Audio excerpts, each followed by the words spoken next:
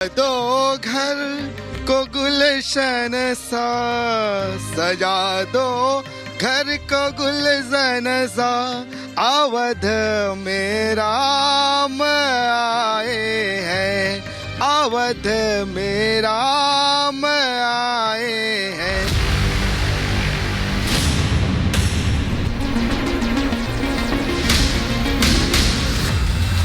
वो पूरी कोशिश कर रहे हैं कि मस्जिदों को गैराबाद कर दिया जाए, इसलिए हमारी जिम्मेदारी है कि हम मस्जिदों की हिफाजत करें। पूरा देश इस वक्त अयोध्या में हो रहा है। राम मंदिर के नाम पर ये अक्षत बांट रहे हैं, तो युवाओं को जरूरत है नौकरी की। प्रभु राम के महान मंदिर की ईश्वरीय पुनर्स्थापना हो रही है, जिसके लिए 500 वर्षों से हम लोग प्रतीक्षा कर रहे थे। वो तो सपना में आके राम खुद बोले हैं ये सब ढोंग कर रहा, हम उस दिन आईबे नहीं करेंगे। जो प्रभु राम का नहीं हुआ वो यदुवंशी कैसे हो सकता? ओबीसी इस कलयुग का राक्षस है। अब तो जप मार रहे हैं उन्होंने, राम नाम सत्य है, जितने भी पाप किए हैं वो धो के जाने के लिए होने दो।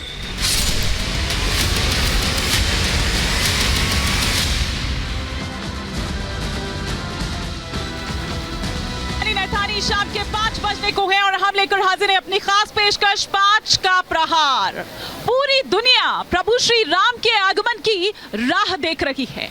हर कोई पलक पावड़े बिछाए बैठा हुआ है और अयोध्या वासियों को तो ऐसा महसूस हो रहा है, ऐसा आभास हो रहा है कि वही त्रेता युग जो है वो एक बार फिर से लौट आया है। जिस तरह की तैयारियां अयोध्या में देखी जा रही है, जिस तरह से अयोध्या इंतजार कर रही है प्रभु श्री राम का 22 तारीख का प्राण प्रतिष्ठा का, उस तरह से ऐसा लग रहा है कि बिल्कुल त्रेता युग की एक बार फिर से वापसी यहाँ पर हो गई है, क्योंकि तस्वीर जो है वो पूरी अयोध्या की कुछ ऐसी ही निकलकर सामने आ रही है। देश के कोने कोने से, बल्कि दुनिया के कोने कोने से जो राम भक्त है वो यहाँ पहुंच रहे हैं। लेकिन वहीं दूसरी तरफ जो हमारे राजनेता हैं वो यही नहीं तय कर पा रहे हैं कि जाना चाहिए कि ना जाना चाहिए, क्या करें क्या ना करें, ये कैसी मुश्किल है उनके आगे। ये मुश्किल है यहाँ पर, क्योंकि आला कमान कुछ कह रहा है और जो छोटे नेता हैं या फिर अगर हम यहाँ पर कार्यकर्ताओं की बात करें तो वो कुछ अलग ही तरह से रिएक्ट कर रहे हैं, सियासत कर रहे हैं, डरा रहे हैं, भड़का रहे हैं, कुछ ऐसे ही काम पर लग गए हैं। असदुद्दीन ओवैसी भी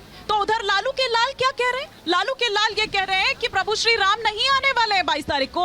उनको ये भगवान सपने में आके कह के गए हैं कि ये सब ढोंग कर रहा है, हम नहीं आएंगे 22 तारीख को, ऐसा तेज प्रताप यादव ने कहा। आज इसी पर कर रही हूँ अयोध्या से सीधे 5 का प्रहार। लेकिन उससे पहले कि आगे बढ़ूं, कुछ ग्राफिक्स के जरिए यहाँ पर आपको तमाम जानकारियां हम दे देते हैं कि किस तरह से पहले जैसे मैंने ओवैसी का जिक्र किया, असदुद्दीन ओवैसी ने किस तरह से एक बार फिर से जहरीले बोल बोले हैं। गलती की वजह से एक मस्जिद खोई है, अब नहीं खोनी है। सत्ता में बैठे लोगों की नीयत ठीक नहीं है, मस्जिदों को लालची निगाहों से देखा जा रहा है। मस्जिदों की हिफाजत करे मुसलमान, मदरसे मस्जिदों को आबाद रखा जाए। हमें इस्लाम से दूर करना चाहते हैं, कहीं ऐसा ना हो कि हम सारी मस्जिदें अपनी खो दें। 3-4 मस्जिदें ऐसी हैं जो गिराई जा सकती हैं, अपनी ताकत को बरकरार रखें। ये बार बार कह रहे हैं असदुद्दीन ओवैसी। इस तरह की बात बार बार आ रही है जब वो नौजवानों से ये अपील कर रहे हैं कि अपनी ताकत को बरकरार रखें। तो वहीं दूसरी तरफ किस तरह से जो सियासी बाधा है वो आ रही है, किस तरह के बयान सामने आए हैं, जरा सिलसिलेवार तरीके से ग्राफिक्स जरिए वो भी हम आपको बता दें। तेज प्रताप मंत्री बिहार के क्या कह रहे हैं? मैंने पहले भी बताया कि 22 जनवरी को अयोध्या नहीं आएंगे प्रभु श्री राम, ऐसा उनको सपने में जाकर उन्होंने बताया। ब्रजेश पाठक डिप्टी सीएम उत्तर प्रदेश के वो कह रहे हैं कि जो राम का नहीं वो कृष्ण का भी नहीं है। मल्लिकार्जुन खड़गे कांग्रेस अध्यक्ष क्या कह रहे हैं कि बीजेपी वालों के मुंह में राम है और बगल में छुरी है। जयराम रमेश कांग्रेस सांसद वो कह रहे हैं कि बीजेपी ने राम मंदिर को एक सियासी प्रोजेक्ट बना दिया है। अब ऐसे में कुछ सवाल खड़े हो रहे हैं, एक एक कर वो तमाम सवाल जो आपकी टेलीविजन स्क्रीन पर आ रहे हैं। 5 का प्रहार के 5 सवाल। पहला सवाल जो इस वक्त आपके टेलीविजन स्क्रीन पर आ रहा है वो ये कि रामलला होंगे विराजमान, क्यों भड़का रहे हैं भाईजान? दूसरा सवाल जो आपकी स्क्रीन पर चेंज हो रहा है वो ये कि क्या आरजेडी राम विरोधी ब्रिगेड की अगवा है? क्योंकि लगातार इस तरह से अगर पिछले कुछ दिनों में हम देखें तो आरजेडी की तरफ से ही इस तरह के बयान सामने आ रहे हैं। तीसरा सवाल जो आपकी स्क्रीन पर आ रहा है वो ये कि आईएनडीआईए को क्या सता रहा है? मुस्लिम वोटों का डर, और यही कारण है कि जो परहेज वो कर रहे हैं, दूरी वो जो बनाए हुए हैं, उसके पीछे की वजह यही है। चौथा सवाल जो आपके स्क्रीन पर इस वक्त आ रहा है वो ये कि आईएनडीआईए लांघे मर्यादा, क्या है भड़काऊ इरादा? पांचवा और अंतिम सवाल ये कि प्राण प्रतिष्ठा से पहले क्या माहौल खराब करने की कोशिश हो रही है? क्योंकि अजीब अजीब से जो बयान हैं वो भी सामने आ रहे हैं। कभी कुछ कहा जा रहा है तो कभी ये भी कहा जा रहा है कि इतनी तादाद में अयोध्या इसलिए बुलाया जा रहा है कि बॉम्ब ब्लास्ट कराया जाए। ये भी आरजेडी के ही दिव्य स्वप्न की प्राप्ति उनको भी हुई थी।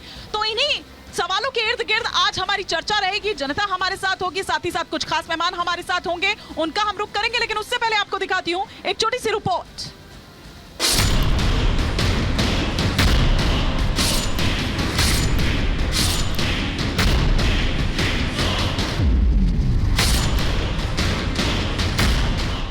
मुसलमानों को भड़काने का ओवैसी का नया फॉर्मूला। ये हमारी मस्जिदों पर दच्चाई हुई नजरों से देख रहे हैं, इसलिए हमारी जिम्मेदारी है कि हम मस्जिदों की हिफाजत करें। लालू के लाल का नया बवाल, कृष्ण के बाद राम पर सवाल। हमको तो सपना में आ गया, राम जी खुद बोले हैं ये सब ढोंग कर रहा, हम उस दिन आईबे नहीं करेंगे। पूरी दुनिया अयोध्या में श्री राम के आगमन की राह देख रही है। अयोध्या वासी अपने नगर में त्रेता युग का आभास कर रहे हैं। दुनिया के कोने कोने से राम भक्त अयोध्या की तरफ खींचे चले आ रहे हैं। मगर सनातन और मोदी विरोधियों को ये चुभ रहा है, लिहाजा वो सियासत करने से बाज नहीं आ रहे। आगामी लोकसभा चुनाव के मद्देनजर ओवैसी एक बार फिर ध्रुवीकरण की राजनीति में जुट गए हैं और इस बार मस्जिदों के नाम पर मुसलमानों को भड़का रहे हैं। मस्जिदों की हिफाजत करिए। मौजूदा दौर में जो हुक्मरान है वो पूरी कोशिश कर रहे हैं कि मस्जिदों को गैराबाद कर दिया जाए, मस्जिदों की अहमियत को कम करके रख दिया जाए, मुसलमानों को इस्लाम से दूर कर दिया जाए। इसलिए हमारी जिम्मेदारी है कि हम मस्जिदों की हिफाजत करें। ओवैसी बार बार ज्ञान वापी और मथुरा शाही ईदगाह की ओर इशारा करते हुए मुसलमानों के मन में एक बार फिर नफरत की आग को भड़काने की कोशिश कर रहे हैं। अब एक तरफ जहां ओवैसी के बयान से राजनीतिक गलियारों में सियासी पारा बढ़ गया है, तो वहीं साधु संतों में भी काफी रोष देखने को मिल रहा है। ओबीसी इस कलयुग का राक्षस है, राक्षस है, राक्षस इस कलयुग का ओरिजिनल राक्षस है। तो मस्जिद और मंदिर तो मैं नहीं जानता हूं, ओबीसी से कह दो कि रमजान क्यों करते हो, राक्षसी वृत्ति है, तो उसको पाप में ही उसका प्रकाश अच्छा लगता है, पाप ही उसका प्रकाश है। प्रभु श्री राम के स्वागत के लिए अयोध्या पूरी तरह से तैयार है। आज से ठीक 7वें दिन प्रभु श्री राम की घर वापसी होगी, जिसे लेकर प्राण प्रतिष्ठा की तैयारी अयोध्या में आखिरी चरण पर है। लेकिन इससे पहले तेज प्रताप की माने तो 22 जनवरी को रामचंद्र जी अयोध्या नहीं आएंगे। अक्सर लोग तेज प्रताप की बातों को हंसी ठिठोली में उड़ा देते हैं, लेकिन अब की बार तेज प्रताप ने दावा सीधे प्रभु श्री राम के हवाले से किया है, क्योंकि इस बार तेज प्रताप के सपने में खुद भगवान राम आए हैं। 4 शंकराचार्य हैं, उनको भी सपना आया है, हमको भी सपना में आए हैं राम जी। हमको तो सपना में आ गया, राम जी खुद बोले हैं ये सब ढोंग कर रहा, हम उस दिन आईबे नहीं करेंगे। हालांकि इससे पहले भी लालू के बड़े लाल कृष्ण के रूप में नजर आए थे, तो कभी शिव का रूप धारण कर लिया था। वहीं दूसरी तरफ भगवान राम के प्राण प्रतिष्ठा से दूरी वाली कांग्रेस की मजबूरी ने सियासी धर्म युद्ध के बीच जमकर किरकिरी करवा ली है। एक तरफ कांग्रेस या इंडी गठबंधन की कई पार्टियां प्राण प्रतिष्ठा में आने से मना कर चुकी हैं, तो वहीं दूसरी तरफ ओवैसी मस्जिदों के बहाने एक तीर से कई निशाने साध रहे हैं।